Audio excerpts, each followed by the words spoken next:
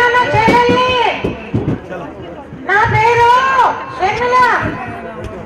ఇంకా వివరంగా చెప్పాలంటే ఆ జగనన్న జైల్లో నుంచి వదిలిన బాణాన్ని, ఈ బాణం సోనియా గాంధీకి తగలచ్చు, ఆ చంద్రబాబు నాయుడు తగలచ్చు, ఈ కిరణ్ కుమార్ రెడ్డికి తగలచ్చు. వారంతా ఎలాగో తప్పించుకుంటారు కాబట్టి అది మీకే తగులుతుంది. జగనన్న బయటికి వచ్చాడు, మీరు అందరూ ఆయన్ని ముఖ్యమంత్రి చేయండి. మళ్ళీ జైల్లోకి వెళ్తే నన్ను చేయండి, నాకేం అభ్యంతరం లేదు. విధంగా షర్మిల. అలాగే కేసీఆర్ గారు మాట్లాడుతుంటారు. కేసీఆర్ ఎప్పుడు మాట్లాడినా చంద్రబాబు నాయుడు గారిపై దాడి చేస్తుంటారు, ఎప్పుడు మెడకాయలు ఎక్కువ ఒప్పుతుంటారు.